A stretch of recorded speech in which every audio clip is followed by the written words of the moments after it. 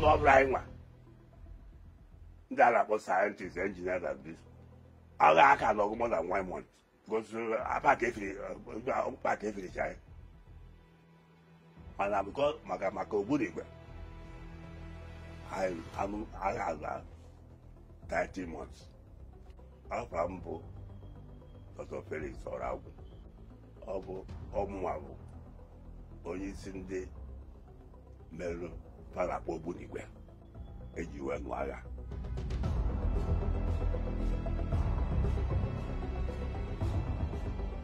Anọ na Nsụka University ebe m na-ekuzi physics. Agha ebido anyị gbagwoju ọsọ gbapụ na Nsụka maka Nsụka bụ ebe fa chọrọ destroy first. Anyị wee rapụ Nsụka wee gbatuo Enugu.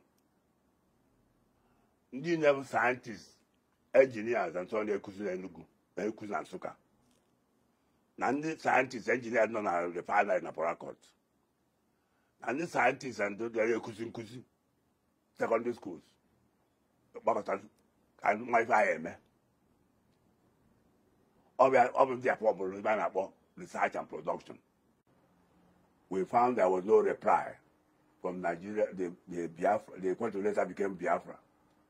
There was no reply because we have no weapon, no launcher, nothing. And that was where we decided that the best thing is to provide one using our own knowledge of the sciences and engineering. That's why that's how we come and call ourselves Science Group, Science and Technology Group, to support the war. If you know how to produce, if you know how the technology of making grenades, we put you as a group, make grenades. If you have the technology of making bombs, we ask you to sit down and make bombs.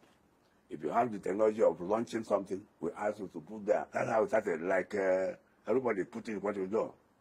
This we are doing until run away from Enugu. Away again, because when Nsukka fell, Enugu followed.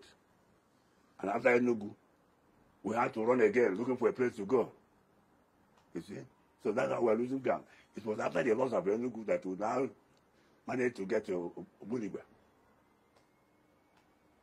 On that weapon. And that weapon was that kept them at bay.